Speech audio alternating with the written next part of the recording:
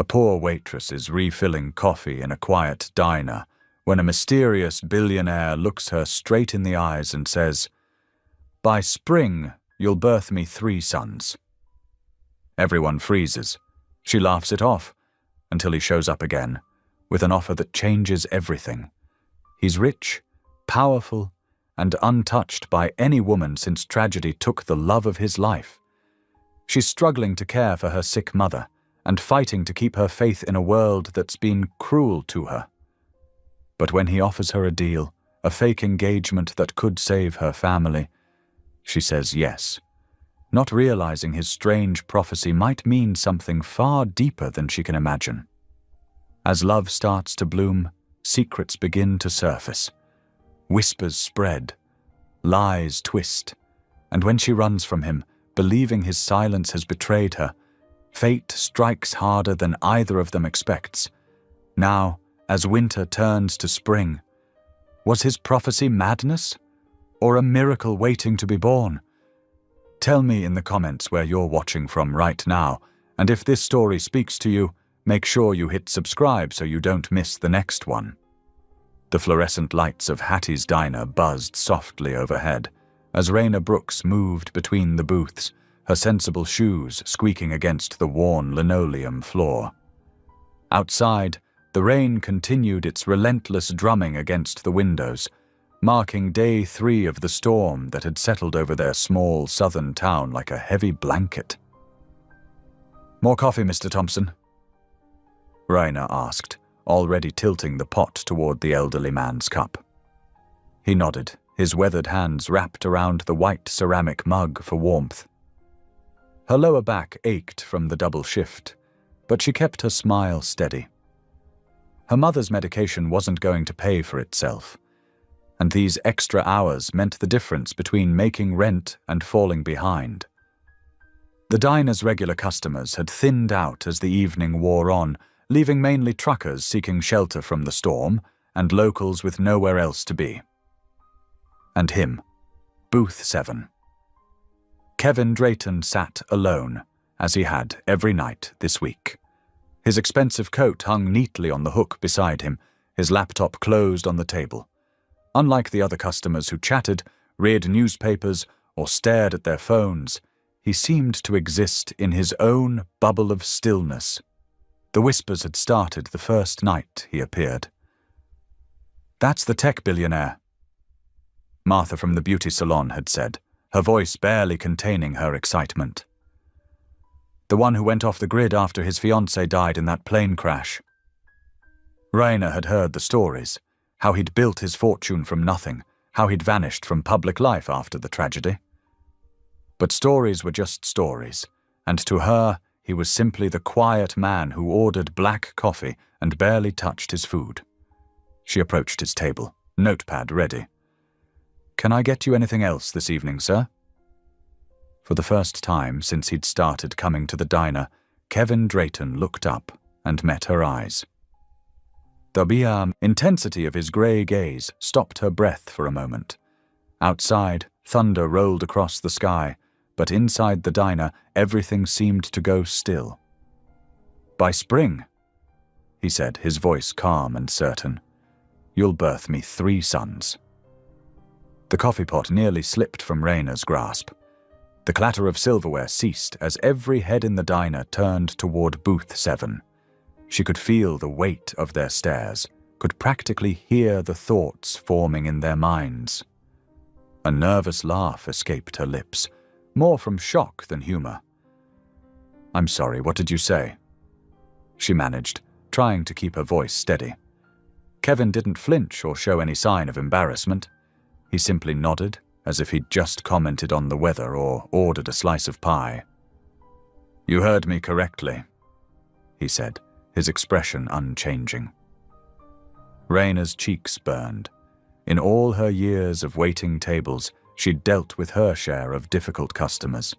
The flirters, the complainers, the ones who left pennies for tips. But this was different. This was beyond inappropriate. It was unsettling. "Sir," she started, keeping her voice low but firm, "I don't know if you're trying to be funny. but that kind of comment isn't appropriate. A few booths down, old Joe Winters cleared his throat loudly, ready to intervene if needed. But Kevin's demeanor remained calm, almost detached. He reached for his coffee cup, took a deliberate sip, and set it back down with precise movements. "I understand your reaction," he said, his voice carrying clearly in the hushed diner. "I wouldn't believe it either. But I've learned that when God gives you a vision, you don't question it. You accept it." The mixture of confusion and embarrassment made Raina's hands tremble slightly. She was aware of Hattie watching from behind the counter, her arms crossed, ready to step in. The last thing Raina needed was to lose her job over some rich man's strange behavior. "Would you like your check?" she asked, trying to redirect the conversation to safer ground. Kevin pulled out his wallet and placed several crisp $100 bills on the table, far more than his meal could have cost. "Keep the change," he said, standing up and reaching for his coat. "You'll need it for the babies." The diner erupted in whispers as he walked towards the door. Before leaving, he turned back to look at Raina one last time. "I'll see you tomorrow evening," he said, as if making a normal dinner reservation. The bell above the door chimed as he stepped out into the rain, leaving Raina standing there, holding her notepad like a shield. She could feel the stares of the other customers, could hear the murmurs starting to build.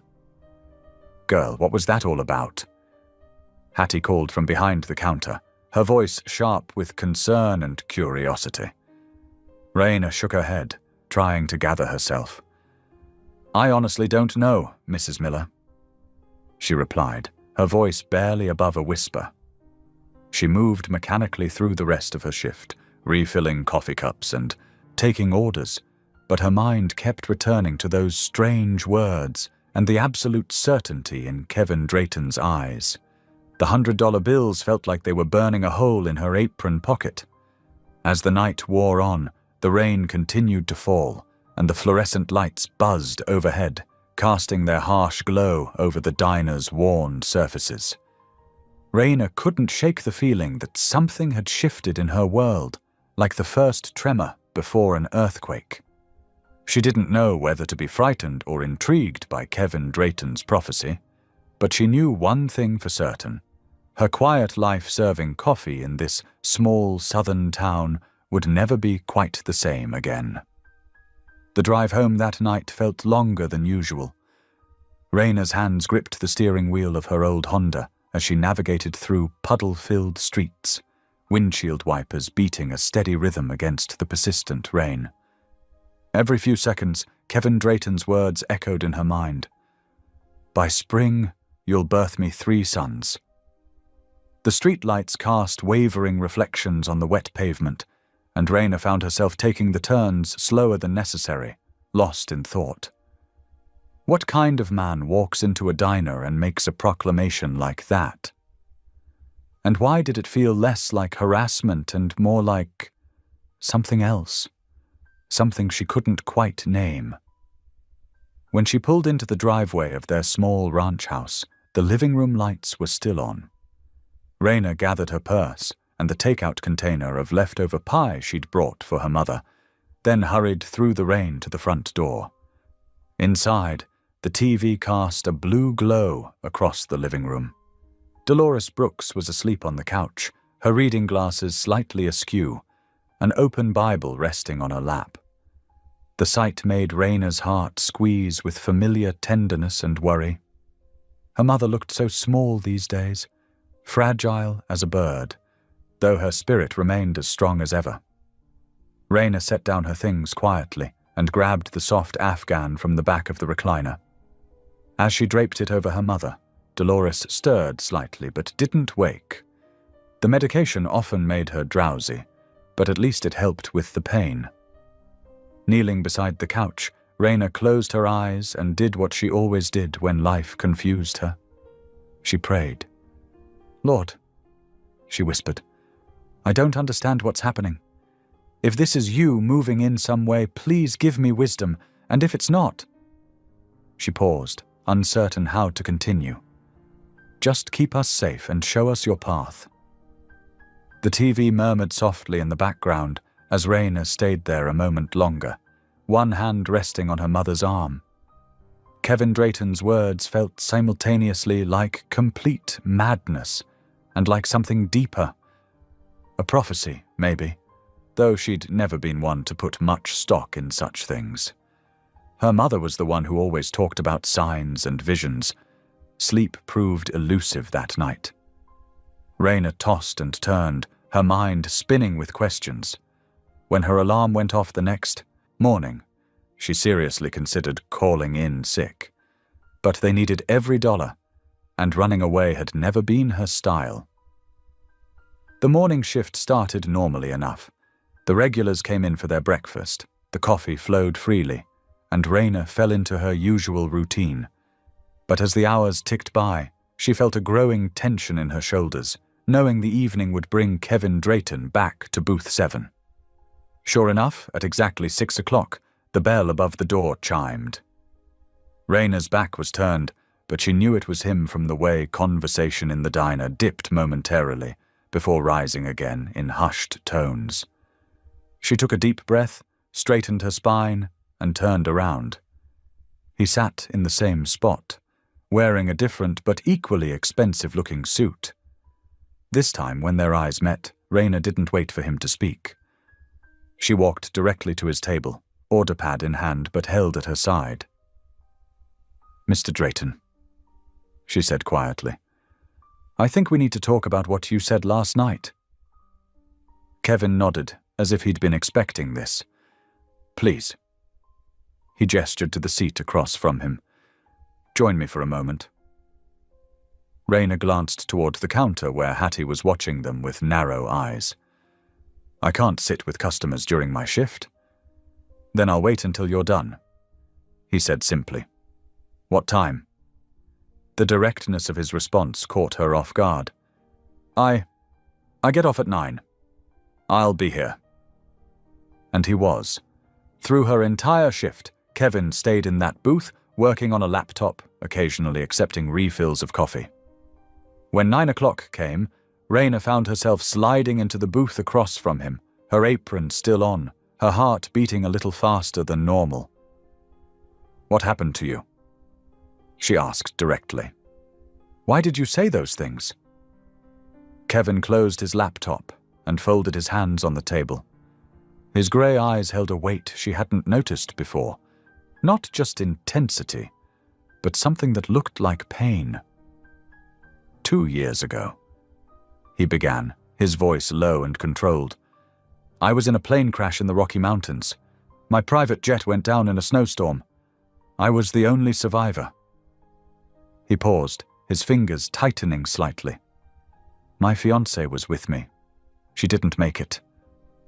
Raina's breath caught. "I'm so sorry." He nodded once, acknowledging but not dwelling. "I was trapped in the wreckage for 3 days before they found me. During that time, I had what I can only describe as a vision. I saw a black woman, you, standing in a room filled with light.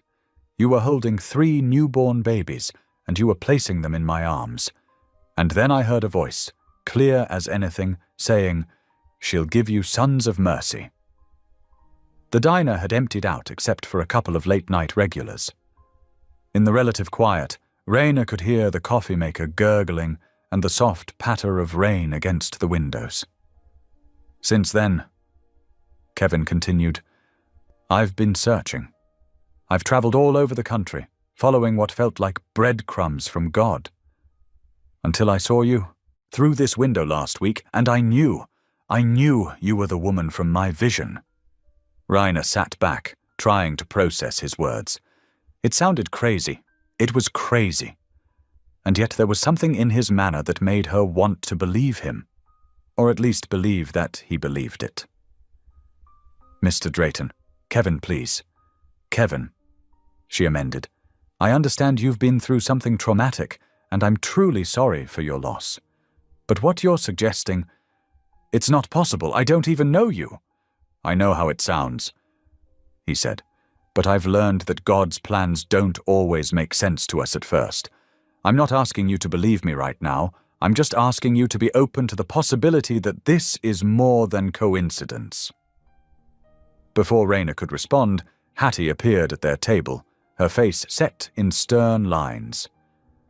"Raina, can I speak with you for a minute?" In the kitchen, Hattie crossed her arms and fixed Raina with a concerned look. "Girl, what are you doing? Men like that don't see girls like us as equals. Whatever game he's playing, you need to keep your distance." "Mrs. Miller, he's not. I've been around long enough to know trouble when I see it." Hattie cut her off.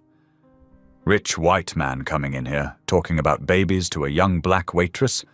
Nothing good can come of that." Raina wanted to argue, to defend Kevin's sincerity, but she knew how it looked. She knew the history that made Hattie's warnings necessary. And yet, later that night, lying in bed, Raina found herself thinking about faith and signs and the mysterious ways God sometimes chose to work. She thought about Moses and the burning bush, about Mary being visited by an angel. She wasn't comparing herself to them. That would be presumptuous, but she couldn't shake the feeling that something bigger than herself was unfolding. The rain had finally stopped, and moonlight filtered through her window, casting shadows on the wall. In the quiet, Raina realized that despite all logic and reason, despite Hattie's warnings and her own doubts, something in her spirit was stirring, a small, quiet voice suggesting that perhaps, just perhaps, God was indeed moving in mysterious ways. The days that followed settled into a strange but comfortable rhythm at Hattie's diner. Kevin became as much a fixture as the neon sign in the window, appearing each evening like clockwork at booth 7. Sometimes he'd arrive just as the sun was setting, other times he'd wait until the dinner rush had died down, but he was always there. On Tuesday evening, Raina noticed he had brought a worn leather Bible. Its pages were marked with colored tabs, and he studied it with the same intensity he gave his laptop on other days. His fingers traced the lines as he read, occasionally making notes in a small journal beside him. "That looks well loved," Raina commented as she refilled his coffee cup. Kevin's lips curved into a slight smile. "It was my grandmother's. She used to say that when life doesn't make sense, the answers are in here." He touched the Bible's cover gently. "I've been doing a lot of searching lately. Finding any answers?"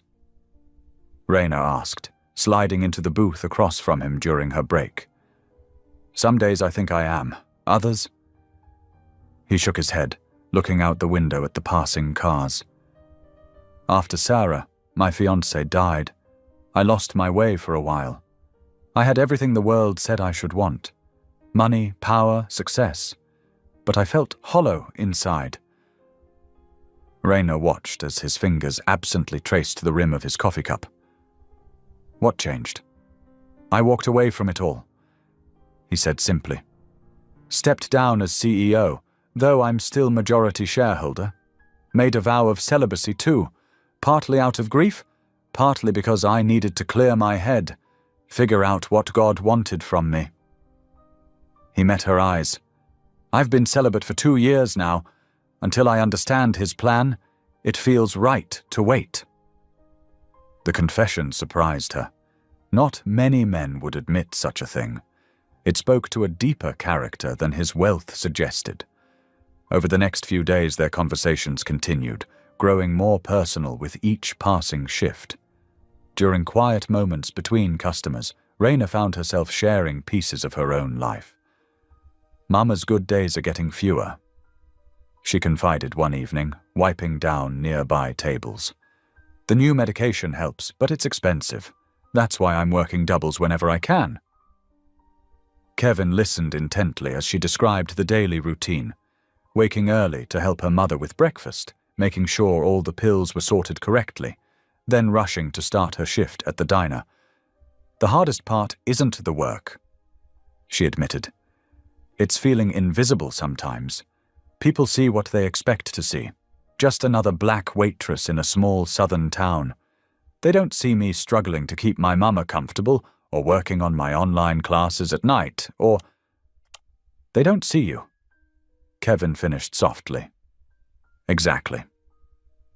Raina smiled, but there was a touch of sadness in it. Some customers still treat me like it's 1950 instead of 2023.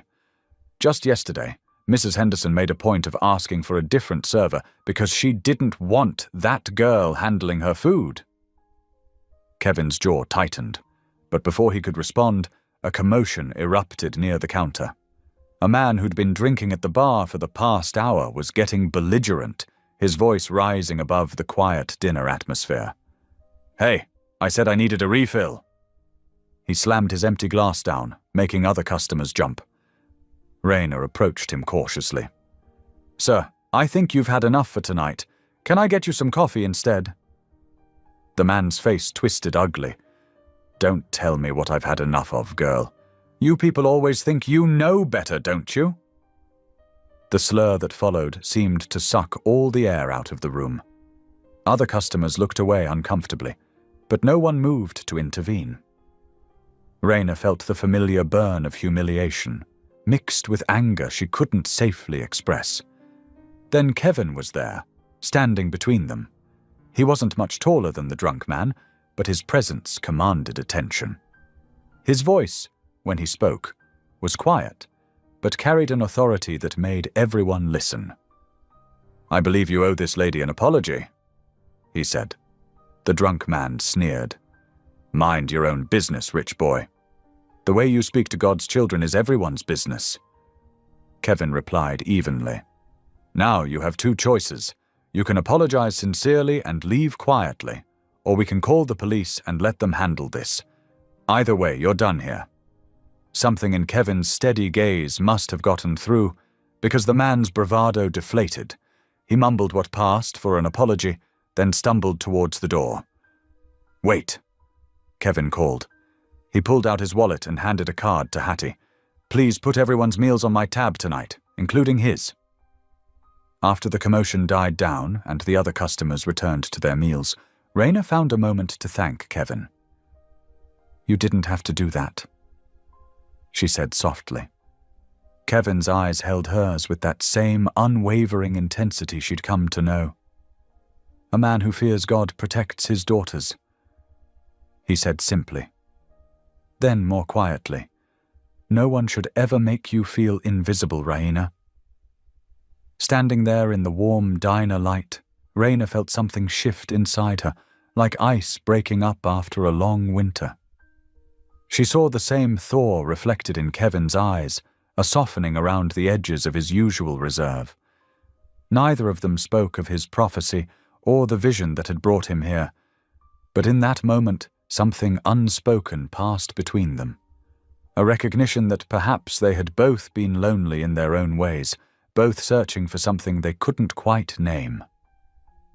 The evening settled back into its routine.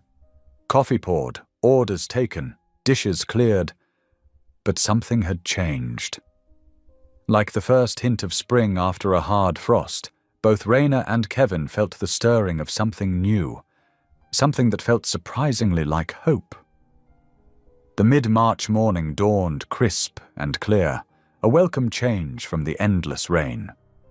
Raina pulled into the diner's parking lot 15 minutes before her shift, just like always. But today was different. Kevin Drayton stood waiting by the entrance, his tall frame casting a long shadow in the early light. He held a white envelope in his hands. Her stomach did an odd little flip as she parked her old Honda. Over the past 2 weeks, their conversations had grown deeper, more meaningful. She'd found herself looking forward to his visits, even while trying to keep her guard up about his strange prophecy. "Good morning," Kevin said as she approached. His grey eyes were serious, his usually calm demeanor showing hints of tension. "Morning," Raina replied, fishing her keys from her purse. "You're here early." "I needed to speak with you." He glanced at the envelope. "Privately, if possible." Raina unlocked the diner's front door. flipping on lights as they entered the empty restaurant. The coffee maker gurgled to life as she started her opening routine, trying to ignore the weight of Kevin's presence. "I have a business proposition for you," he said finally, placing the envelope on the counter between them. Raina paused in laying out clean silverware. "A business proposition. Inside that envelope is a formal offer." Kevin's voice was steady, practiced. "I need someone to pose as my fiancé for 3 months. The fork in Raina's hand clattered against the counter. "Excuse me?" "My former company is facing a hostile takeover. The board is using my personal situation as leverage. They're claiming I'm mentally unstable after Sarah's death, that I've become a liability." His jaw tightened. "The company bylaws include a family stability clause. If I can demonstrate I'm in a committed relationship, moving forward with my life, I can block the takeover and protect thousands of jobs." Raina stared at him, trying to process his words. "And you want me to pretend to be your fiancé? The arrangement would include full compensation for your time, a generous monthly stipend, plus complete coverage of your mother's medical expenses, past, present, and future." He pushed the envelope toward her. "Everything's detailed inside, including the confidentiality agreements." Heat rose in Raina's cheeks as understanding dawned. "So that's what this has all been about. Getting to know me, protecting me from that drunk customer. It was all just setting up this business deal?" "No, it's not like that." Kevin started, but Raina cut him off. "I may be just a waitress from a small town, Mr. Drayton, but you can't buy my dignity." She pushed the envelope back, her hands shaking. "I'm not for sale." "This isn't about buying anything," Kevin insisted. "I believe God brought us together for a reason. The vision." "The vision?" Raina laughed, but it held no humor. "The vision where I give you 3 sons, and this is step 1 in making that happen, playing pretend until I fall for you for real?" Kevin's face remained carefully neutral. "I understand your skepticism, but please, just read the offer. Pray about it." "I don't need to pray about selling myself," Raina said firmly. "The answer is no." The morning prep routine saved her from further discussion as other staff began arriving. Kevin left the envelope on the counter, and Raina deliberately ignored it as she went about her work. But the day was determined to test her resolve. Around lunchtime, Mrs. Eleanor Whitfield came in with her garden club friends, all wealthy women who treated the diner like their personal country club. Raina had served them countless times before, always with practiced patience. "I specifically asked for lemon with my tea," Mrs. Whitfield complained, though Raina had already placed a lemon wedge on her saucer. "Yes, ma'am. It's right there beside your cup. Don't take that tone with me, young lady." Mrs. Whitfield's perfectly lined eyes narrowed. "Really, Hattie needs to do a better job training her help these days." Raina bit her tongue and forced a smile. "Is there anything else you need, ma'am?" But Mrs. Whitfield was already rising, her chair scraping back dramatically. Hattie, I need to speak with you immediately." What followed was humiliation in slow motion. Mrs. Whitfield loudly complained about Raina's attitude problem and lack of proper respect. Other customers watched uncomfortably as Hattie Miller emerged from the kitchen, her face set in grim lines. "Raina, in my office, now." The walk to the small office felt like a march to execution. Raina's legs trembled as she closed the door behind her.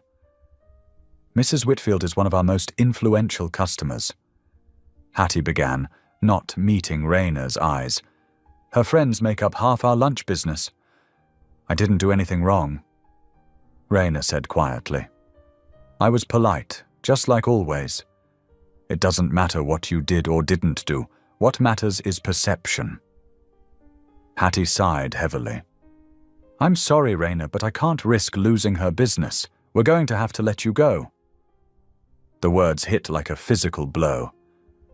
Please, Hattie, you know me. I've worked here for 4 years. My mama's medical bills.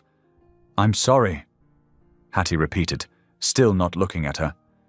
You can collect your final check on Friday. Raina drove home in a daze, tears blurring her vision. The envelope Kevin had left sat on her passenger seat. She'd grabbed it automatically while cleaning out her locker, not even thinking about it at the time. Her mother was napping when she got home, thank God. Rana couldn't bear to tell her the truth yet. Instead, she went to her room, sank to her knees beside her bed, and did what she'd always done in times of trouble. She prayed. "Lord, I don't understand," she whispered. "I've worked hard, stayed honest, tried to do right by everyone. Why this? Why now?" Thunder rumbled outside, though the sky had been clear that morning. Her phone buzzed with a text message. It was from Kevin. "The offer stands. God doesn't open doors for nothing." Raina stared at the message, then at the envelope beside her. Pride told her to throw it away unopened, but practicality whispered about bills piling up, about her mother's medication, about the reality of finding another job in a small town where word traveled fast. Another roll of thunder shook the windows as Raina sat there, torn between dignity and desperation, wondering if sometimes God's answers came in packages we'd rather not open. Morning sunlight glinted off the chrome fixtures of Murphy's Corner Cafe as Raina pulled into the parking lot. The small breakfast spot sat at the edge of town, far enough from Hattie's diner that she wouldn't have to worry about gossip. Kevin's black Mercedes already waited in a corner spot, its polished surface reflecting the rising sun. Her fingers tightened around the envelope in her lap. She'd spent half the night reading through his offer, trying to find the catch, the hidden trap. The terms were simple but generous. More money than she'd make in 5 years at the diner, full medical coverage for her mother, and a guarantee that her reputation would be protected by ironclad confidentiality agreements. Still, her hand trembled as she pushed open the cafe door. The bell's cheerful jingle felt wrong for such a serious moment. Kevin sat in a corner booth, a cup of black coffee untouched before him. He stood when he saw her, that same careful politeness she'd noticed at the diner. "Thank you for coming," he said softly. Raina slid into the booth across from him, setting the envelope between them like a barrier. "I came to return this." A waitress approached with a menu, but Raina waved her off. Kevin waited until they were alone again before speaking. "Before you say no again, please let me explain everything." His grey eyes held none of yesterday's business-like detachment. Instead, they carried a weight of something deeper, loss, perhaps, or loneliness. Not as a proposition, but as a person. Raina hesitated, then nodded. "I'm listening. 2 years ago, I had everything the world says should make you happy. Money, power, a beautiful fiancé, a company that was changing the world." His fingers traced patterns in the condensation on his coffee cup. "Then Sarah, my fiancé, died in that plane crash, and I realized how empty it all was, how I'd built my life on shifting sand. I'm sorry about your fiancé," Raina said quietly. "The crash should have killed me too. I was supposed to be on that plane, but I stayed behind for a meeting." His voice grew distant. "I spent 3 days in the mountains afterward, just walking, asking God why he spared me. That's when I had the vision." A couple at a nearby table laughed at something, the sound jarring against Kevin's solemnity. He waited for the moment to pass before continuing. "I saw you, Raina. I didn't know your name or where to find you, but I saw your face as clearly as I see it now. You were holding 3 baby boys, and there was this peace. Like everything finally made sense." He leaned forward slightly. "I've spent 2 years searching, trying to understand why God showed me that future. When I walked into Hattie's and saw you, I knew. But this arrangement, pretending to be engaged, That's not exactly following God's plan, Raina pointed out. Maybe it's the path to it. Kevin's expression softened. I'm not asking you to fall in love with me, Raina.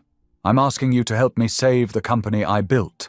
A company that employs thousands of people, that funds medical research and clean water projects around the world.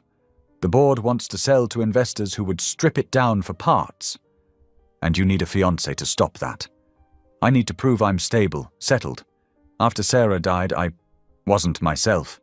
The board thinks I'm unstable, too grief-stricken to lead. He spread his hands. 3 months. That's all I'm asking. You'll stay at my estate in the Blue Ridge Mountains, separate wings of the house, complete privacy. Your mother will have the best medical care available, and when it's over, you'll have enough money to start fresh anywhere you want. Raina stared down at the envelope. And my reputation? In a small town like this, people talk. We'll say we met through my charity foundation. Everything will be above board, respectable. He reached across the table, not quite touching her hand. I know I'm asking a lot, but I believe God brought us together for a reason. Maybe not the one I saw in my vision, but something important. I need time to pray about this, Raina said finally. Kevin nodded. Take all the time you need. That night, Raina knelt beside her bed like she had as a child, pouring out her heart to God. The moon cast silver shadows through her window as she wrestled with the decision. Pride told her to refuse. But was it really pride? Or was it fear?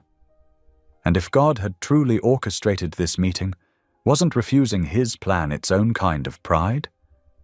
She thought of her mother, sleeping down the hall, worried about being a burden. She thought of the mounting bills, the medications they could barely afford. She thought of Kevin's eyes when he spoke of his vision, not calculating or cunning, but searching, almost desperate for understanding. Morning found her with clarity, if not certainty. She called Kevin and said one word. Yes. The next day passed in a blur of preparation. She packed a single suitcase, mostly practical clothes, a few nice outfits for any public appearances. Her mother cried when Raina explained she'd taken a job as a live-in companion for a wealthy widower's elderly mother. Not quite a lie, she told herself, just a gentler version of the truth. It's just 3 months, Raina whispered, hugging her mother tight. And the doctors will take such good care of you while I'm gone. My brave girl, her mother said, touching her cheek, always taking care of everyone else. Kevin waited outside in his black Mercedes, as formal and polite as ever in his charcoal suit. He took her suitcase, holding the car door open with old-world courtesy. As they pulled away from the curb, Raina watched her small hometown begin to shrink in the rear-view mirror. The familiar streets and shops grew smaller and smaller until they disappeared around a bend, hidden by the first misty slopes of the Blue Ridge Mountains rising before them. She pressed her hand against the cool glass of the window, watching the landscape change.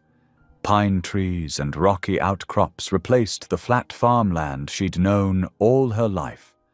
The road wound higher, carrying her toward a future she couldn't begin to imagine. The winding mountain road finally opened onto a vista that took Raina's breath away. Kevin's estate sprawled across the mountainside like something from a dream, walls of gleaming glass reflecting the afternoon sun, the structure somehow both grand and perfectly at home among the ancient pines. A crystal-clear river wound through the valley below, its waters catching golden light. "Welcome home," Kevin said softly, steering the Mercedes onto a private drive bordered by carefully tended wildflowers. Raina clutched her worn leather purse closer, suddenly very aware of her thrift store coat and scuffed boots. It's overwhelming. It's just a house, Kevin replied, though his tone suggested he understood her discomfort. The chapel is my favorite part, actually. As if on cue, They rounded a bend, and Raina caught sight of it. A small stone chapel nestled among the trees beside the main house, its simple cross reaching toward heaven. Something in her chest eased at the sight. At least there was one place here that felt familiar. The car crunched to a stop on the circular drive, and immediately a well-dressed older woman emerged from the house, followed by two younger staff members. Raina noticed how they tried to hide their curious glances, their gazes flickering between her and Kevin as he helped her from the car. "Ms. Harrison." Kevin nodded to the older woman. "This is my fiancée, Raina Brooks. She'll be staying with us for the foreseeable future." "Welcome, Miss Brooks." Ms. Harrison's smile was professional but warm. "I'm the head housekeeper. We've prepared the blue suite for you in the East Wing." "Thank you," Raina managed, trying to project confidence she didn't feel. "Please call me Raina." Kevin placed a gentle hand at the small of her back, the first time he'd really touched her, guiding her towards the entrance. "Let's get you settled before dinner." The interior was just as impressive as the exterior. Soaring ceilings, artwork that probably cost more than her mother's house, furniture that looked too perfect to actually use. But there were touches of warmth too. Fresh flowers in crystal vases, soft throws draped over chairs, well-worn books stacked on coffee tables. The blue suite turned out to be larger than her entire apartment back home. A sitting room opened onto a bedroom with views of the mountains, and the bathroom featured a tub big enough to swim in. Her single suitcase looked lost and lonely when the young staff member set it beside the massive bed. "Dinner is at 7, Ms. Harrison informed her. "Would you like help unpacking?" "No, thank you," Raina said quickly. "I can manage." Once alone, she sank onto the edge of the bed, running her hand over the impossibly soft duvet. "Lord," she whispered, "what have I gotten myself into?" She spent the next hour carefully hanging up her meager wardrobe, trying not to compare her clothes to the obvious quality of everything around her. At least she'd brought her one good dress, a navy blue wrap style she'd splurged on for church last Easter. At 7 o'clock sharp, another staff member appeared to escort her to dinner. The dining room was intimate compared to the rest of the house, with a table set for just two.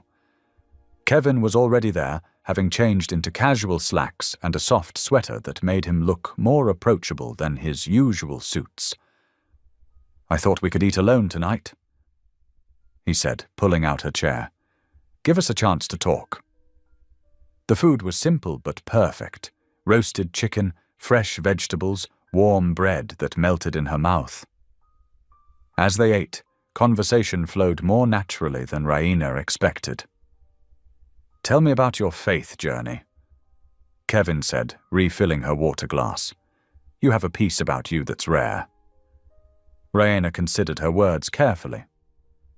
"My mama taught me that faith isn't just for Sundays. When times were hard, and they were often hard, she'd say, 'Baby, God ain't brought us this far to leave us now.' Even when she got sick, her faith never wavered." "That's beautiful," Kevin said quietly. "I lost my way after Sarah died, blamed God, stopped going to church. The vision in the mountains was the first time I felt his presence again." "Can I ask?" Raina hesitated, then decided to be bold. "You're young, successful, handsome. Why stay alone all this time?" A faint blush colored Kevin's cheeks. "You're asking why a billionaire is still a virgin?" "Well, when you put it that way." Raina laughed, breaking the tension. "After Sarah died, I made a vow," he explained, his expression growing serious. "Not just about physical intimacy, but about keeping my heart pure too. I needed to find myself again, find God again, before I could think about loving someone else." The honesty in his voice struck Raina deeply. Here was a man who could have anything, or anyone, he wanted, choosing instead a path of discipline and faith. She thought about her own past relationships, how often she'd compromised her values hoping to find love. Purity isn't just about the body, Kevin continued softly. It's about the heart, too, about waiting for God's timing instead of forcing our own. They finished dinner in contemplative silence, the weight of his words settling between them. Later, as Raina prepared for bed in her luxurious suite, she could hear the wind howling through the valley outside her windows. The sound was lonely but somehow purifying, like it was sweeping away her old doubts and fears. She knelt beside the bed to pray, as she did every night, but this time her prayers were different. Instead of asking for help or guidance, she found herself thanking God for bringing her to this strange new chapter in her life. Maybe Kevin wasn't just meant to receive healing through their arrangement, maybe she was meant to find healing too. The wind continued its wild song outside, but inside Raina felt an unfamiliar peace settling over her. Whatever came next, she was beginning to believe that God's hand was truly in it all. The days began to settle into a gentle rhythm at Kevin's mountain estate. Each morning, Raina would wake just before sunrise, drawn to the warmth and bustle of the large kitchen, where Maria, the cook, had already started her day's work. "You don't have to help, Miss Brooks," Maria would say. But her eyes sparkled with appreciation as Raina tied on an apron and began kneading dough or chopping vegetables alongside her. "Please, just call me Raina," she'd respond, finding comfort in the familiar motions of cooking. It reminded her of Sunday mornings with her mother, preparing meals for after-church fellowship. The kitchen work grounded her, gave structure to her mornings. She learned Maria's family recipes, stories spilling out between measurements of flour and pinches of spice. The older woman had worked for Kevin since he first bought the estate, and her tales painted a picture of a man who'd changed dramatically after his loss. "He used to be all business," Maria confided one morning as they shaped rolls together. "But that accident in the mountains, it changed him. Made him softer somehow. More human." After helping with lunch preparation, Raina would change into comfortable shoes and explore the extensive gardens. Even in the cool mountain air, the grounds remained beautiful.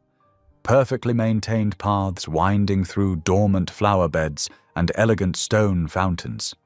She often found herself stopping at different spots to pray, feeling closer to God in the peaceful sanctuary of nature than she ever had in a church building. The afternoons stretched long and quiet, but it was the evenings she began to anticipate most. Each night after dinner, Kevin would invite her to join him in the library, where a fire always crackled in the massive stone hearth. They'd sit in matching leather chairs, Bibles open on their laps, and discuss scripture until the flames died down to embers. "What do you make of this passage?" he'd ask, genuine curiosity in his voice as they explored familiar verses with fresh eyes. Their discussions often lasted hours, ranging from simple matters of faith to complex questions of divine purpose. Kevin's intelligence was obvious, but he never made her feel inferior when she offered simpler interpretations. Instead, he seemed to value her practical, heartfelt approach to Scripture. One particularly cold evening, about a week into her stay, Raina felt drawn to the chapel Kevin had built on the property. It was a simple structure of glass and stone, with windows that framed the mountains like living paintings. She knelt at the altar, lost in prayer, not hearing the door open behind her. "May I join you?" Kevin's voice was soft, respectful of the sacred space. Raina nodded, and he knelt beside her, leaving appropriate distance between them. They prayed in silence for several minutes before Kevin spoke again.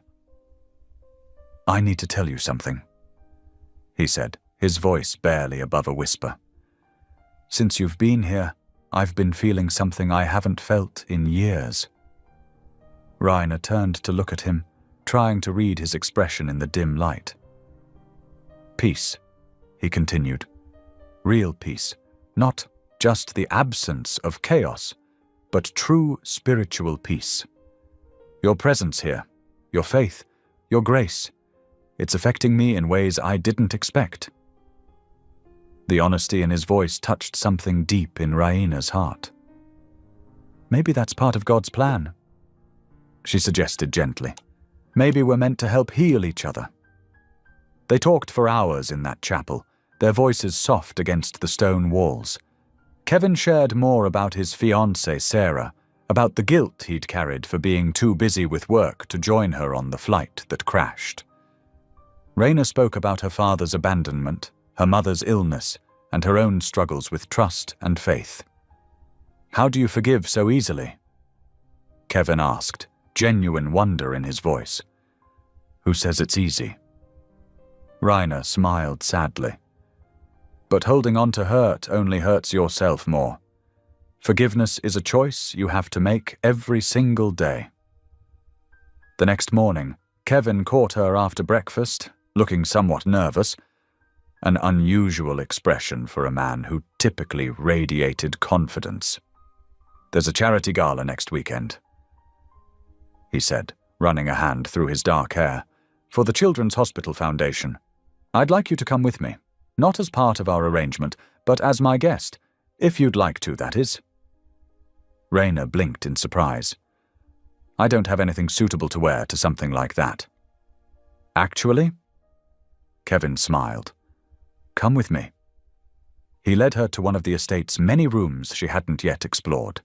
Inside, on a dress form, stood the most beautiful gown she'd ever seen. The deep burgundy fabric seemed to shimmer in the morning light, the cut modest but elegant, with long sleeves and a graceful neckline. "I had it made for you," Kevin explained, watching her face carefully. "Maria helped with your measurements.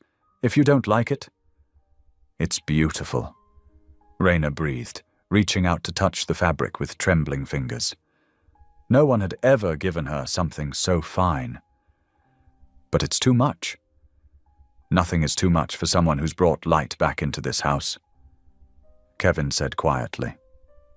That evening, they shared tea on the terrace, wrapped in warm blankets against the mountain chill. The first snow of the season began to fall, delicate flakes drifting down from the dark sky. "Look," Kevin said softly, holding out his hand to catch a snowflake. "Each one unique, each one perfect in its own way." Raina watched the snow fall, feeling a lightness in her heart she hadn't experienced in years. For the first time since arriving at the estate, her smile held no trace of worry or reserve. Here, surrounded by beauty and treated with such unexpected kindness, she felt something shifting in her soul, as if God was gently showing her that she deserved more than just surviving. The snow continued to fall, transforming the world around them into something magical and new.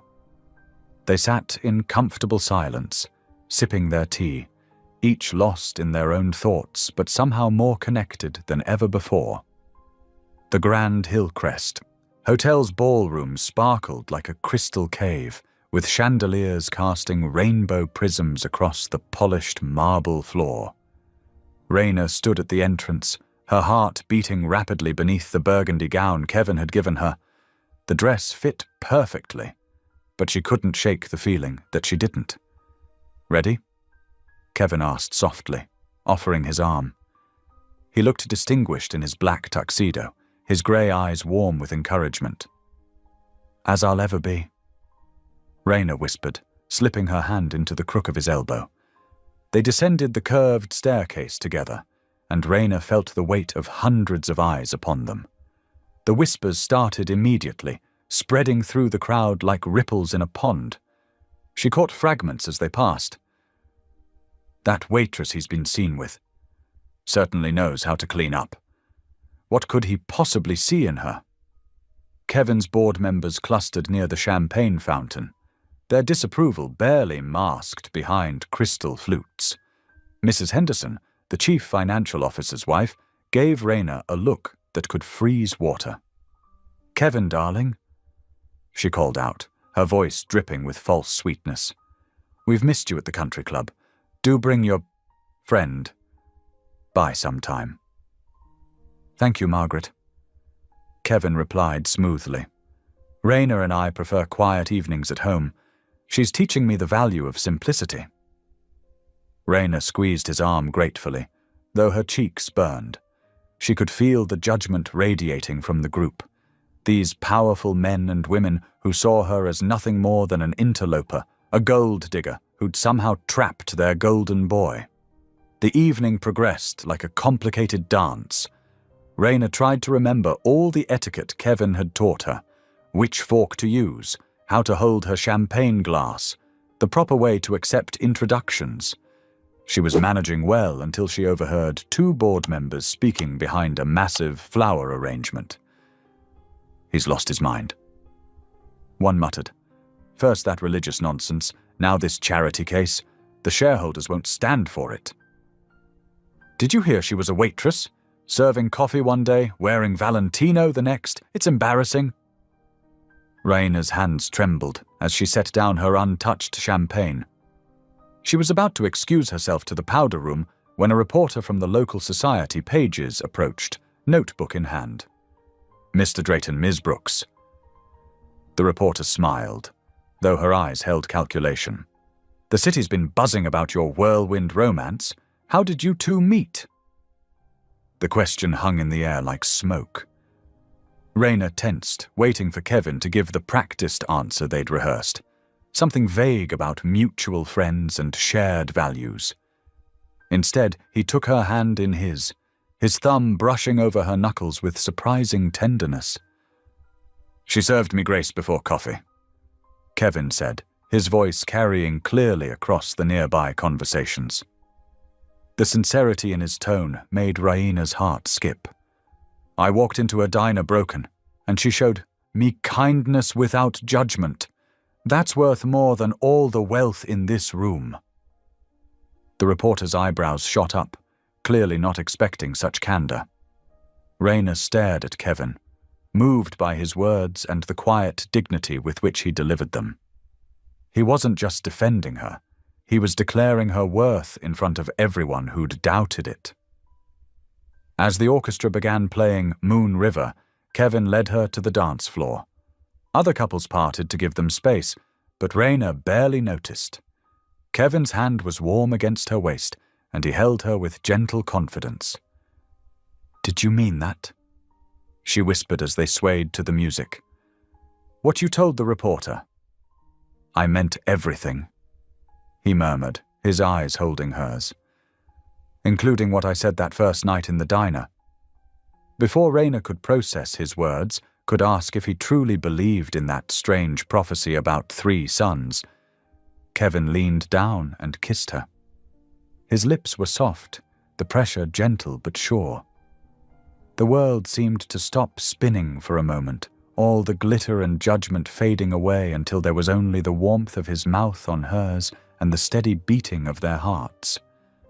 Somewhere in the distance, cameras flashed. Applause rose from the crowd, though whether from approval or mere politeness, Raina couldn't tell. She didn't care. For those precious seconds, the only reality was Kevin's arms around her, and the surprising rightness of this moment. The drive home was quiet, filled with unspoken words and stolen glances. Kevin's hand found hers across the car's center console, and they stayed that way until they reached the estate. He walked her to a door like a perfect gentleman, kissed her hand, and bid her good night. Hours later, Raina sat in the window seat of her room, still wearing the beautiful gown. She touched her fingers to her lips, remembering the kiss, the warmth of his embrace, the way he'd looked at her as if she were precious. The pretense was crumbling, and she knew it. Somewhere between their fireside talks and tonight's declaration, she'd started falling in love with Kevin Drayton, the real Kevin, not the role she was supposed to play opposite. Outside, snow began to fall again, dusting the chapel's roof with white. Raina pressed her forehead against the cool glass, her reflection ghostly in the darkness. She'd come here for practical reasons, survival really, but now her heart was involved, and that changed everything. The question wasn't whether she was falling in love with Kevin, she already had. The question was whether she could trust that his feelings were real too, or if this was all part of an elaborate divine plan he'd convinced himself was true. The memory of his kiss said it was real. Her practical mind warned her to be careful. But her heart was already his, and that terrified her more than all the judgmental stares in the world. The December morning dawned crisp and clear as a black town car rolled up the estate's curved driveway. Raina stood beside Kevin on the front steps, her heart racing as she watched the vehicle approach. Through the tinted windows, she could make out her mother's silhouette in the back seat. "Are you sure about this?" Raina whispered, gripping Kevin's arm. "Mom's medical care is expensive, and family should never be apart." Kevin said simply, covering her hand with his, "Especially during Christmas."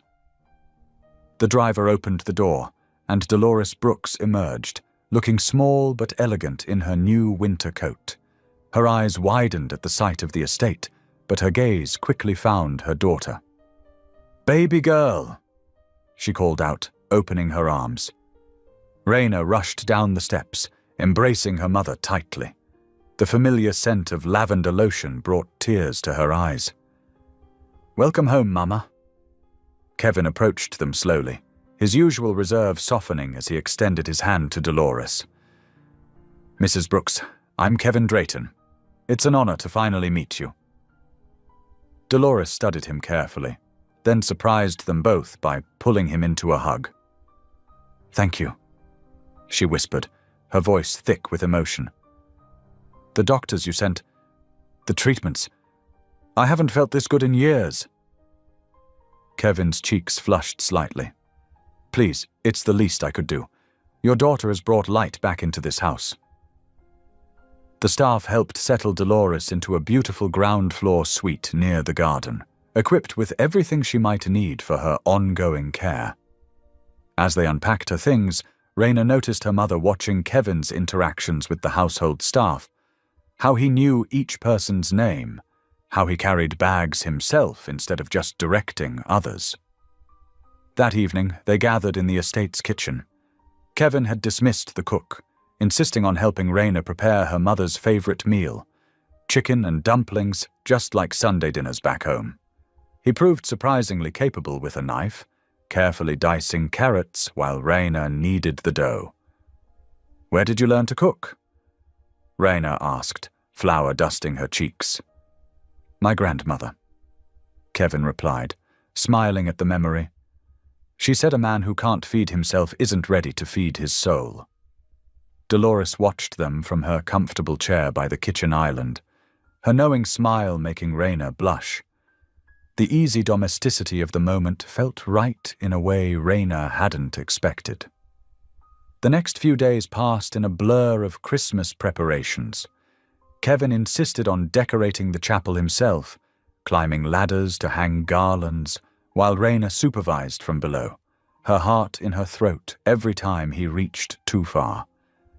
Together, they transformed the austere space into something magical, candlelight reflecting off glass ornaments, pine boughs lending their fresh scent to the air.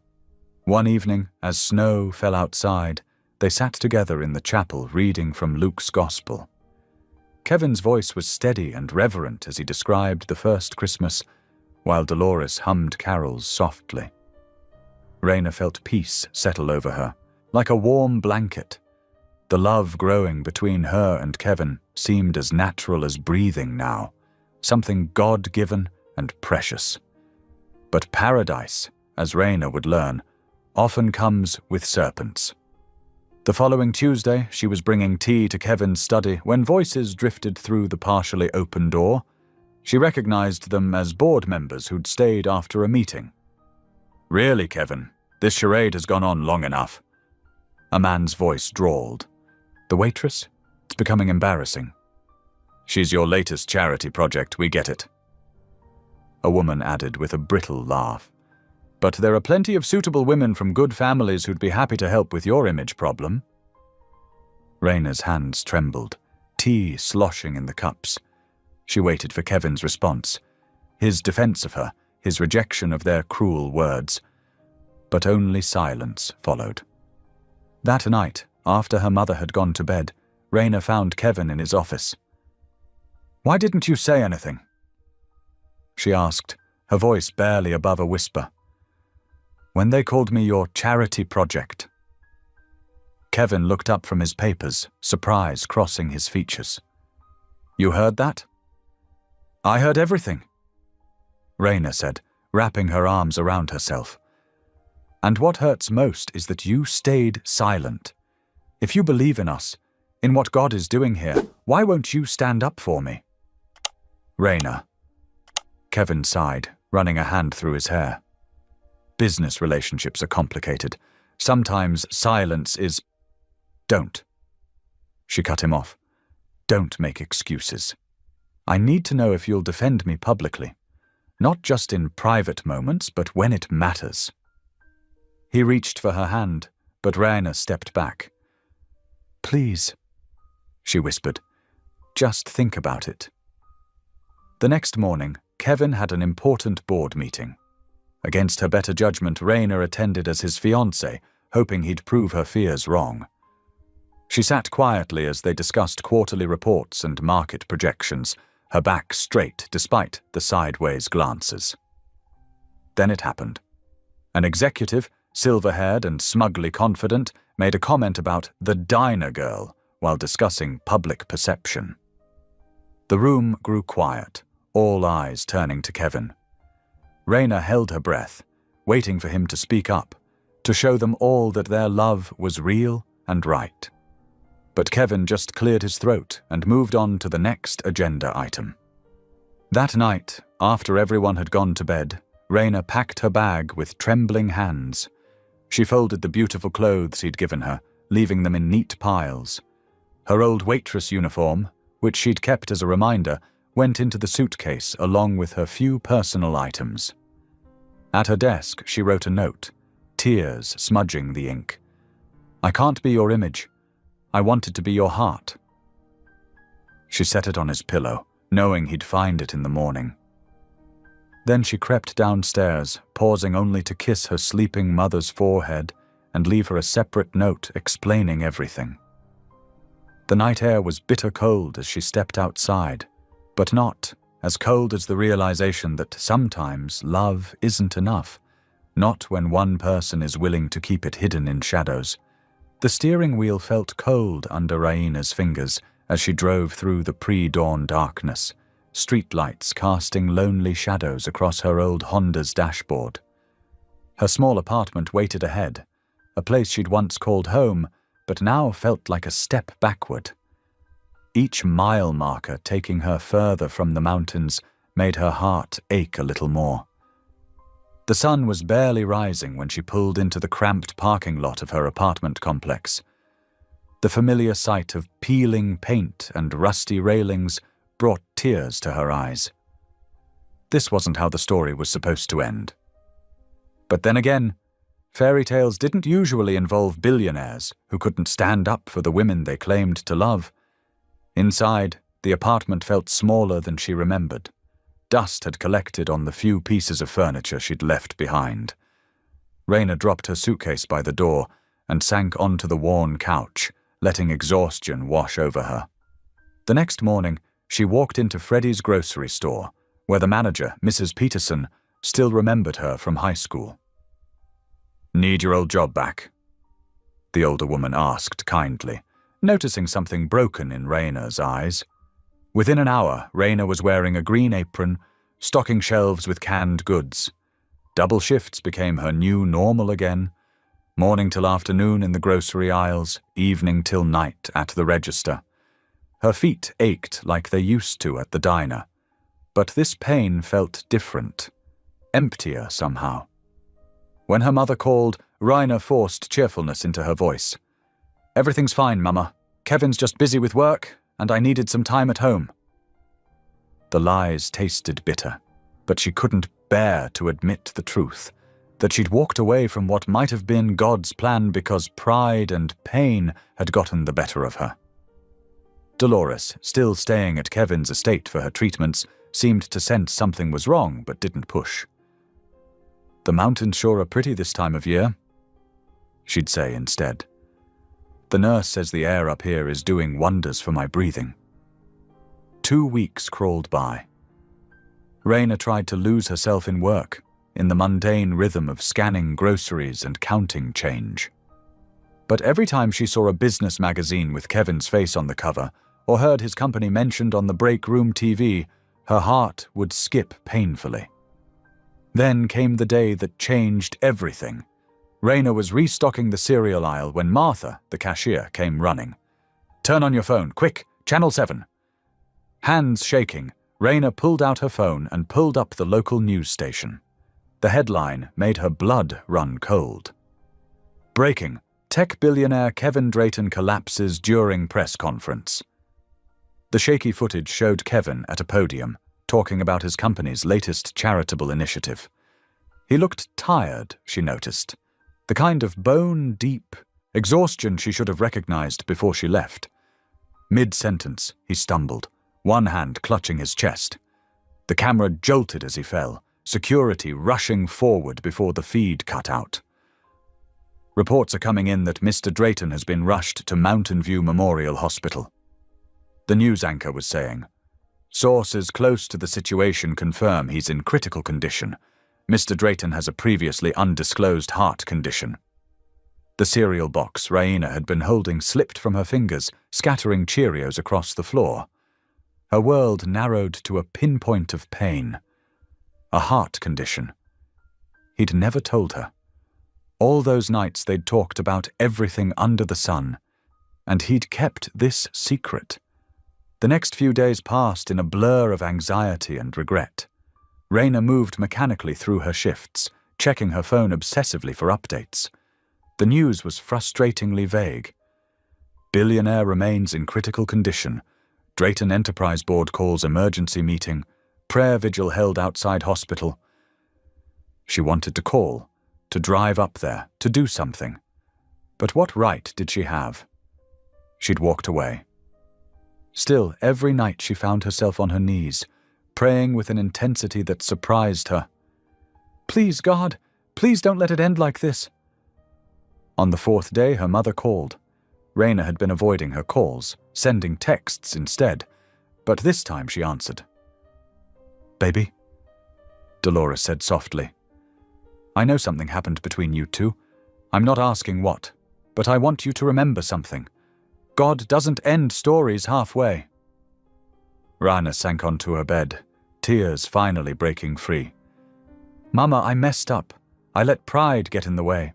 What if—" "No what ifs," Dolores interrupted firmly. "The question is, what are you going to do now?" After hanging up, Raina stood at her window, watching the last patches of winter snow melt in the parking lot. Spring was coming, the season Kevin had first mentioned in that strange prophecy at the diner. The season that had seemed so impossible then. Her mind went back to all their conversations in the chapel, his quiet strength when reading scripture, the way he'd looked at her when they danced at the gala. She thought about his silence at the board meeting. Not born of shame, she realized now, but of a man trying to balance too many worlds at once. A man who might have been fighting his own battles while she'd been focused on hers. Taking a deep breath, Raina changed out of her work uniform. She packed a small bag, called Mrs. Peterson to ask for a few days off, and grabbed her car keys. The mountain road beckoned, winding up through the melting snow toward whatever waited at the end. As she drove, the late afternoon sun painted the mountains in shades of gold and purple. Patches of green were beginning to show through the snow, the first hints of spring's promise. Raina's hands were steady on the wheel now, her heart sure of its direction even if the future remained uncertain. The radio played softly as the miles rolled by, and she found herself humming along to an old hymn about grace and second chances. Whatever waited at the hospital, whether healing or heartbreak, she knew she had to face it. Some roads, once started, had to be followed to their end. The hospital loomed before her, its windows glowing like amber beacons in the gathering dusk. Raina sat in her parked car for several long moments, gathering her courage. The building seemed to pulse with both hope and fear, a place where lives changed forever, for better or worse. Taking a deep breath, she stepped out into the cool evening air. The automatic doors whispered open, releasing the sharp scent of antiseptic and floor cleaner. At the information desk, she cleared her throat. "I'm here to see Kevin Drayton." The receptionist's eyes widened slightly at the name. "Are you family?" Raina hesitated. What was she really? Ex-fake fiancé? The waitress who ran away? "I'm someone who loves him," she finished simply. Before the receptionist could respond, a tall woman in a crisp blazer approached. "Miss Brooks," she said, studying Raina carefully. "I'm Sarah Chen, Mr. Drayton's executive assistant." Raina recognized her from the mansion. Always efficient, always watching. Sarah's expression was unreadable as she considered Raina's disheveled appearance and obvious exhaustion. "He's in intensive care," Sarah said finally. "Normally it's family only at this hour." She paused, then added more softly. "But I've worked for Kevin for 8 years. I've never seen him as happy as he was with you." Sarah led her through quiet corridors where monitors beeped and nurses spoke in hushed tones. Outside Kevin's room, she stopped. "The doctor says the next 24 hours are crucial. His heart." She took a steadying breath. "Just be gentle with him." Raina's own heart clenched as she stepped into the room. Kevin lay still against white sheets, looking smaller somehow without his usual quiet authority. Tubes and wires connected him to various machines that tracked his life in steady electronic pulses. His face was pale, but peaceful. She moved closer, tears already blurring her vision.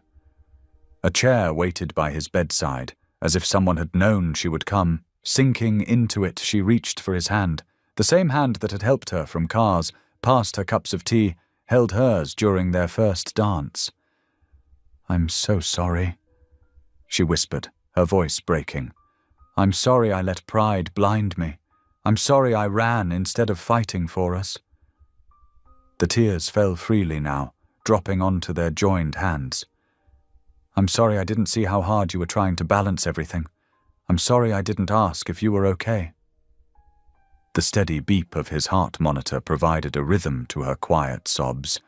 She talked about everything, her fears, her hopes, how empty life had felt without him. The words poured out like a cleansing rain, washing away weeks of pain and misunderstanding. A slight movement made her pause. Kevin's eyelids fluttered, then slowly opened.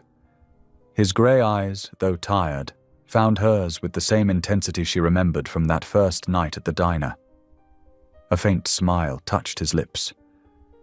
"By spring," he whispered hoarsely, "you'll birth me 3 sons." Fresh tears spilled down Raina's cheeks as understanding dawned. "You never meant it literally, did you?" Kevin's fingers tightened weakly around hers. "The vision showed me 3 gifts you would bring into my life." His voice was barely above a whisper, but clear. "Not children of the flesh, but of the spirit. Hope." He paused, gathering strength. "Faith and mercy. The fruits of a life redeemed by love." Raina finished softly, remembering their conversations about redemption and purpose. Kevin nodded slightly. "You served hope with every coffee cup, showed faith when everyone doubted, offered mercy when I least deserved it." His eyes drifted closed, but he kept speaking. "You didn't just change my image, Raina. You changed my heart." Raina bent her head, overwhelmed by the truth of it all. How had she not seen? Every argument about his public image had missed the point entirely. This wasn't about appearances or corporate takeovers. It was about two broken people being made whole through love and faith. Drawing a shaky breath, she did the only thing she could think of. She prayed. Out loud, her voice growing stronger with each word. "Dear God," she began, still holding Kevin's hand. "You brought us together in the strangest way. Now I'm asking, if it's your will, please heal him. Not for the company or the money or any of that, but because there's so much good he can do, so much love he has to give." She wiped her eyes with her free hand. "And Lord, thank you for showing me that sometimes the craziest sounding prophecies are just your way of getting our attention." She continued praying through the night, dozing occasionally but never letting go of Kevin's hand. Nurses came and went, checking vitals and adjusting medications. Sarah brought coffee and a sandwich, which Raina barely touched. As dawn began painting the sky in delicate pinks and golds, she noticed something different. Color had crept back into Kevin's cheeks, replacing some of the alarming pallor. His breathing seemed easier, deeper. The doctor arrived for morning rounds, studying the monitors with intense concentration. After a thorough examination, he turned to Raina with cautious optimism.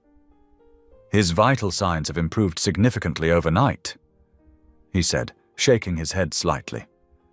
"The kind of recovery we're seeing, well, I'd call it a miracle in progress."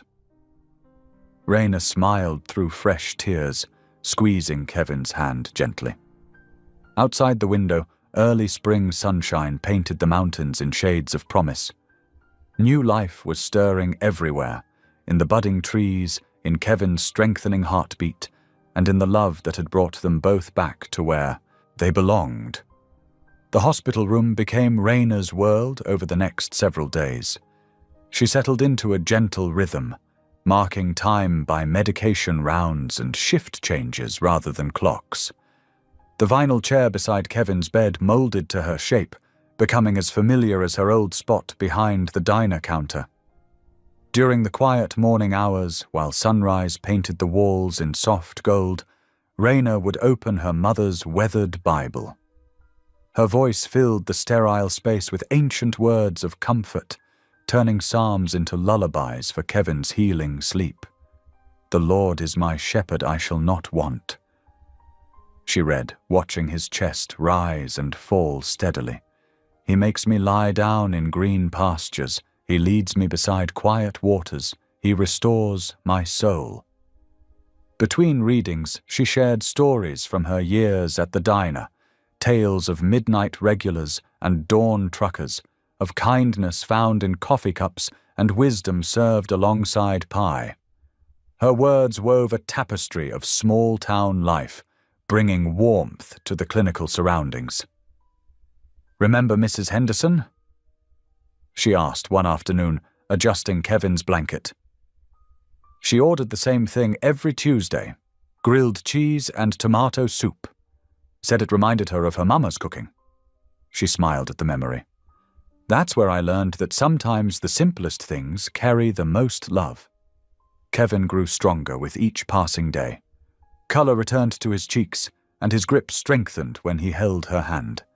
The doctors spoke of miracle recoveries, but Raina saw it for what it was, grace made visible. One particularly bright morning, Kevin managed to sit up without assistance. Sunlight streamed through the window, catching the silver threads in his dark hair. His grey eyes, clear and focused, found hers with familiar intensity. "Raina," he said softly, reaching for her hand. "There's something I need to say." She moved closer, perching on the edge of his bed. "What is it?" "God's given me another season," he began, his voice quiet but steady. "The doctors say I shouldn't be alive, but here I am, breathing, thinking, feeling." He squeezed her hand gently. "And I know exactly what I want to do with this gift of time." Raina's heart quickened as Kevin continued. "I want to spend it walking beside you. Not as a business arrangement, not as a corporate strategy, but as your husband." His eyes never left hers. If you'll have me." Tears spilled down Raina's cheeks as she nodded, unable to speak for a moment.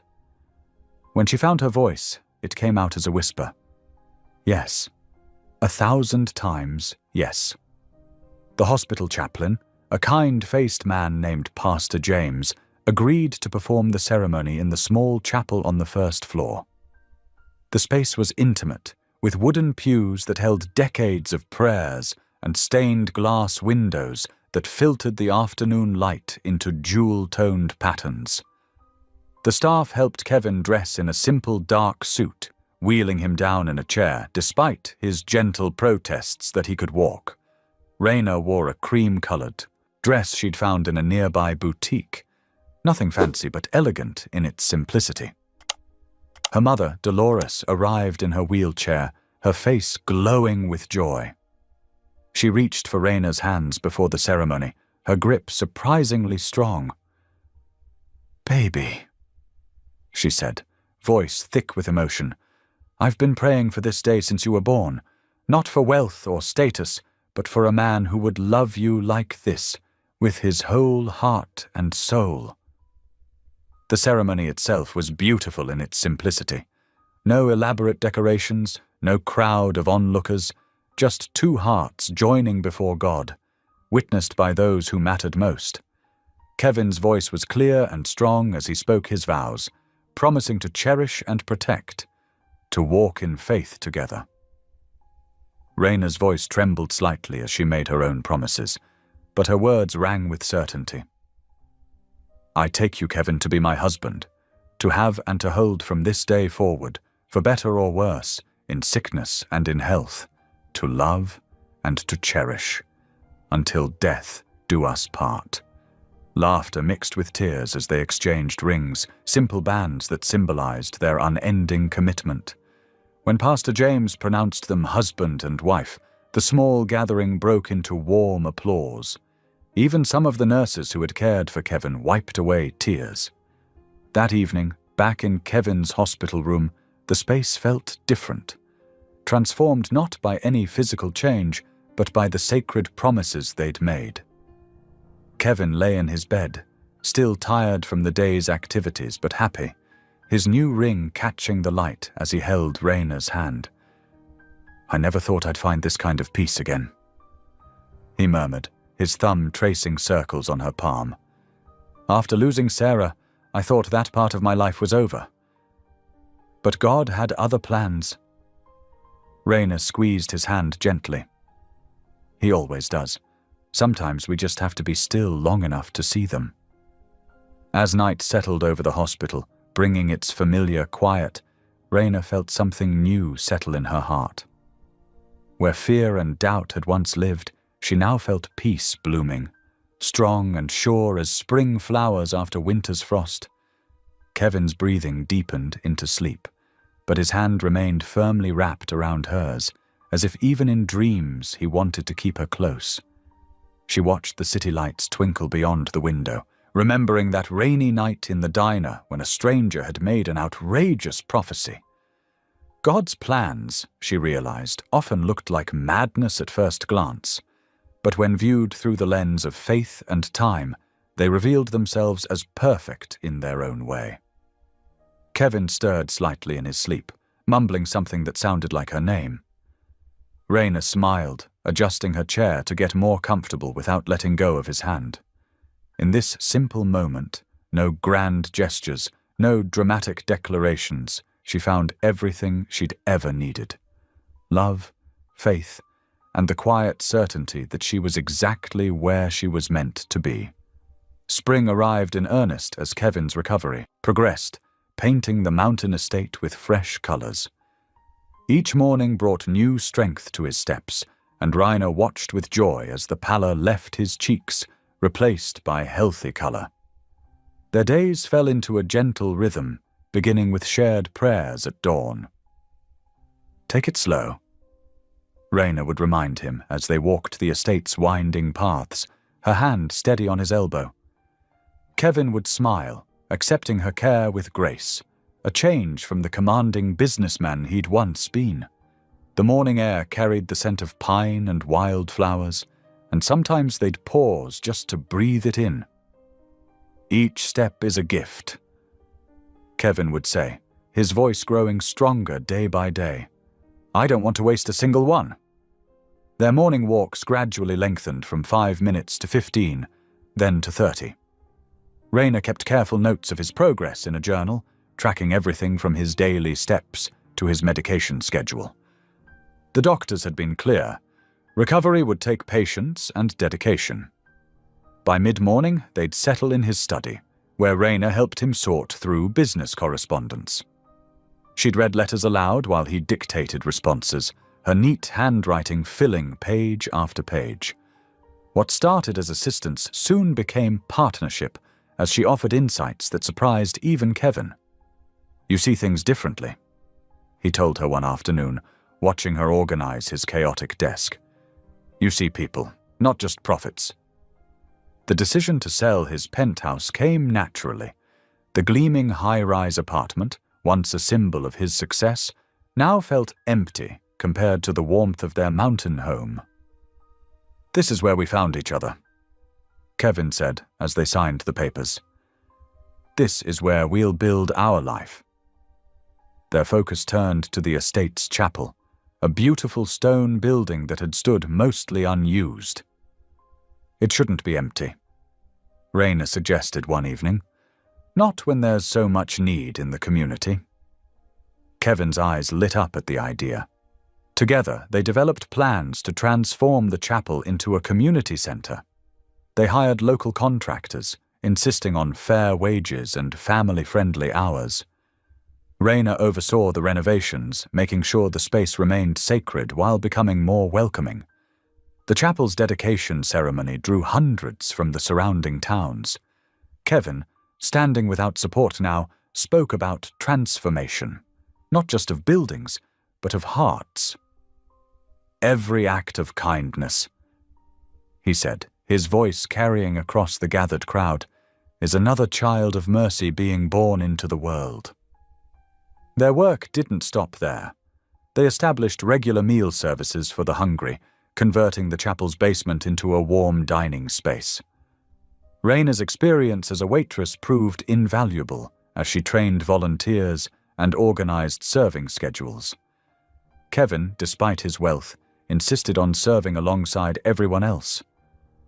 Remember when you used to serve me coffee?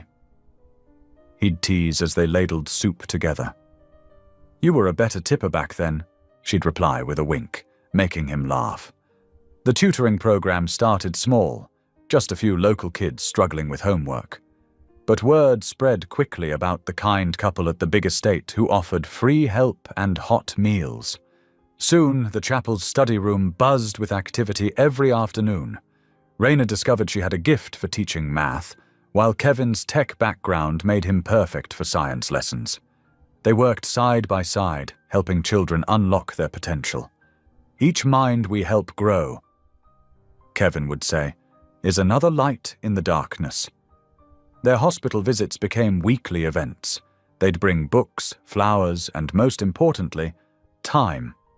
Kevin spoke openly about his own recovery, sharing hope with others facing similar battles. Raina noticed how he lingered longest with those who seemed most afraid, his quiet strength offering comfort. Through it all, their love deepened in unexpected ways. It wasn't about grand gestures or luxury anymore. It was about shared purpose, about hands clasped in prayer and working side by side to help others. They found joy in simple moments, counting donation supplies, planning community events, or just sitting quietly in the chapel as sunset painted the windows gold. One evening, after a particularly busy day at the community center, Raina sat at their kitchen table, surrounded by papers and plans. She'd been drafting ideas for a non-profit organization, something that would ensure their work continued and grew. "What are you thinking?" Kevin asked, bringing her a cup of tea. "I'm thinking about legacy," she replied, showing him her notes. "About making sure this work lives on, even beyond us. A foundation in your name, focused on community service and education." Kevin studied the papers, his expression thoughtful. "Not in my name," he said finally. "In our name. Everything good that's happening here, it's because of both of us." Raina's eyes filled with tears as she looked at the man before her. Gone was the lonely billionaire who'd made that strange prophecy in a small-town diner. In his place stood a husband who'd learned to serve, to love without conditions, to find joy in giving rather than receiving. "Remember what you told me about 3 sons?" she asked softly. Kevin nodded, taking her hand. "Hope, faith, and mercy. But I was wrong about one thing. They're not just my sons, they're ours. Every person we help, every life we touch, every bit of hope we share, these are the children of our love." Together, they continued working on the foundation plans, their hands intertwined on the table. Outside their window, the mountain air carried the sound of children laughing in the chapel playground, a symphony of joy that echoed their shared purpose. Their love had indeed borne fruit, not in the way either had expected, but in ways that reached far beyond themselves, touching lives and changing hearts, one act of kindness at a time. The morning of the ribbon-cutting ceremony dawned clear and bright, with a gentle spring breeze carrying the scent of fresh blossoms across the estate grounds. Raina stood before her mirror, smoothing down her cream-colored dress, her hands trembling slightly with anticipation. "Ready?" Kevin asked from the doorway, looking distinguished in his navy suit, despite the slight pallor that still lingered from his illness. The Three Sons Foundation headquarters occupied a renovated historic building in town, its red brick facade freshly cleaned and its windows gleaming in the morning light. A modest crowd had gathered, local families, veterans, community leaders, and yes, even reporters who once whispered cruel words about their relationship. Raina's mother, Dolores, sat in her wheelchair in the front row, beaming with pride as Kevin and Raina approached the podium together. The red ribbon fluttered in the breeze as Kevin began to speak. "2 years ago, I made a prophecy in a small diner," he said, his voice clear and strong. "I told a waitress she would birth me 3 sons. Today, we're seeing the true meaning of those words come to life." Raina stepped forward, her voice steady despite her racing heart. 3 sons isn't just about providing shelter or education," she explained. "It's about creating family for those who need it most. Every single mother who finds stability here, every veteran who rebuilds their life. They're all part of this extended family we're building together." The program details impressed even the skeptics. 3 Sons would provide fully furnished apartments for up to 20 single mothers and 15 veterans at a time. Beyond housing, it offered childcare, job training, mental health support, and mentorship programs. Every resident would have access to educational opportunities and career counseling. Local news cameras rolled as Kevin and Raina cut the ribbon together, their hands joined on the scissors. The crowd applauded, and several reporters who had once mocked their relationship now pushed forward with eager questions. "This is your first joint interview," one reporter noted. "What made you decide to speak publicly now?" Kevin squeezed Raina's hand before answering. "Because this isn't about us anymore. It's about showing others that grace and second chances are real, that God's love can transform lives in unexpected ways." Raina added, "We want people to know that your past doesn't define your future. Whether you're a waitress from a small town or a lonely billionaire, God can write a new story with your life." The interviews continued through the morning, with Kevin and Raina sharing their journey openly for the first time. They spoke about their unconventional beginning, their shared faith, and the vision that had brought them together. Several reporters wiped away tears as Raina described Kevin's hospital recovery and their quiet wedding in the chapel. By late afternoon, exhaustion began to set in.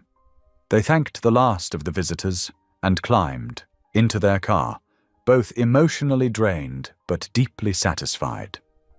Instead of heading straight home, Kevin directed their driver to take the long route through the estate's orchard. The trees were in full bloom, their branches heavy with pink and white blossoms. Kevin helped Raina out of the car, and they walked slowly among the trees, their footsteps cushioned by fallen petals. "Remember when you first came to the estate?" Kevin asked, drawing her close. "You thought I was crazy." Raina laughed softly. "I thought we both were. A billionaire and a waitress, thrown together by a prophecy. It sounded like a fairy tale." "But it wasn't about fairy tales, was it?" Kevin's voice grew tender as he held her. "It was about purpose, about letting God turn our broken pieces into something beautiful." The setting sun painted the orchard in shades of gold and rose as Kevin whispered against her hair. "You kept the promise, you know. You birthed them all." Raina looked up at him questioningly. "Hope," he explained. "When you believed in me during my illness.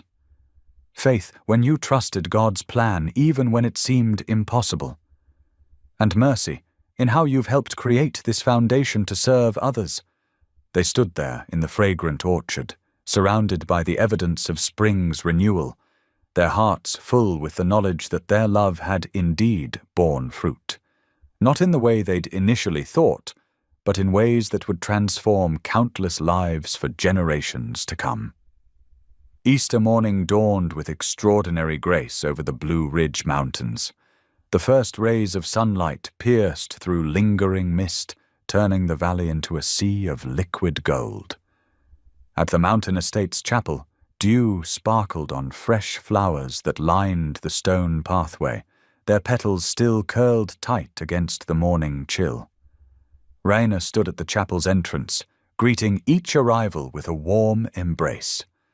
The modest building, once a private sanctuary, now buzzed with life and purpose.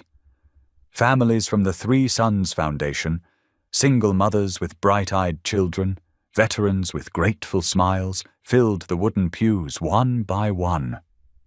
"Mrs. Drayton," called out 6-year-old Maria, running up in a yellow Easter dress. "Look what my mommy made me." The little girl twirled, her dress floating like a daffodil in the breeze. Her mother, Sarah, followed more slowly, pride evident in her tired eyes. Just 3 months ago, they'd arrived at Three Sons with nothing but a single suitcase. Now Sarah had a steady job, and Maria was thriving in school. Kevin appeared beside Raina, touching her lower back gently. His grey eyes held that familiar warmth that still made her heart skip. "The sunrise service is about to begin," he murmured. Inside, morning light streamed through the cross-shaped window, casting rainbow patterns across the wooden floor. The small choir, made up entirely of Foundation residents, gathered near the piano. Their voices rose in gentle harmony, practicing the hymns they'd prepared for weeks. Dolores, Raina's mother, sat in her wheelchair near the front, her health much improved since moving to the estate. She patted Raina's hand as she passed, whispering, "God sure does work in mysterious ways, baby." The chapel filled quickly. Nearly 50 people, all touched by the Foundation's work. Children fidgeted in their Sunday best, their patent leather shoes swinging beneath the pews. Veterans sat straight-backed and dignified, some still bearing visible scars of their service. Young mothers held sleeping infants, their faces peaceful in this moment of respite. As the service began, Raina's gaze drifted to the 3 words painted in elegant script above the altar. Hope, faith, mercy. The morning sun illuminated each letter, making them glow like burnished gold. Those words, Kevin's prophesied sons, had taken on such profound meaning over the past year. The choir's voices lifted in "Amazing Grace," the harmonies floating up to the vaulted ceiling. Outside, through the chapel's windows, children who were too young to sit still played in the dewy grass. Their laughter carried inside like wind chimes, a joyful counterpoint to the hymn. Kevin stood to address the congregation, his voice steady and warm. "On this Easter morning, we celebrate renewal," he began. "Just as Christ rose to give us new life, we too can rise from our darkest moments." His eyes met Rainer's, and in that look passed all their shared history, the strange prophecy in a small-town diner, the painful misunderstandings, his near-death experience, and the profound love that had grown between them. The service continued with scripture readings and more hymns. A young veteran named Marcus shared his testimony of finding hope through the foundation. A single mother spoke through happy tears about watching her children thrive in their new home. Each story was a testament to transformation, to the power of faith and community. As the morning progressed, sunlight filled more of the chapel, warming the wooden pews and illuminating the faces of those gathered. Children who had been playing outside began drifting back in, drawn by the music and the sense of joy that filled the space. Raina stood to read the final scripture, her voice clear and strong. As she spoke of resurrection and new beginnings, she felt the truth of every word in her bones. Every trial that had brought them here, her struggling years at the diner, Kevin's loss of his first fiancée, their initial mistrust and misunderstandings had been stepping stones to this moment. The choir began their final song, a gentle rendition of "Morning Has Broken." Kevin moved to stand beside Raina beneath the cross-shaped window. He took her hand, their fingers intertwining naturally, comfortably. Their eyes met in that quiet way of souls who have weathered storms together and emerged stronger. Through the windows, they could see the valley below, where spring had painted the landscape in vibrant greens and delicate pink blossoms. A warm breeze rustled through the budding trees, carrying the promise of new life, of seasons changing, of prophecies fulfilled in ways more beautiful than anyone could have imagined. The sun had risen fully now, its golden light filling every corner of the chapel. As the choir's voices soared, Raina squeezed Kevin's hand, overwhelmed with gratitude. In this moment, surrounded by the community they'd built together, she understood completely. The three sons Kevin had prophesied that rainy night in the diner weren't children of flesh and blood. They were the virtues that had transformed not just their lives, but the lives of everyone in this room. Hope, faith, and mercy, these were the true fruits of their love, multiplying and touching lives in ways they never could have predicted. As the final notes of the hymn faded away, the wind whispered through the chapel, gentle as a blessing, carrying the sweet scent of spring and new beginnings. Thank you for being here. If something in this story stayed with you, I'd love to see you again. Subscribe, and tomorrow I'll bring you another story crafted with heart.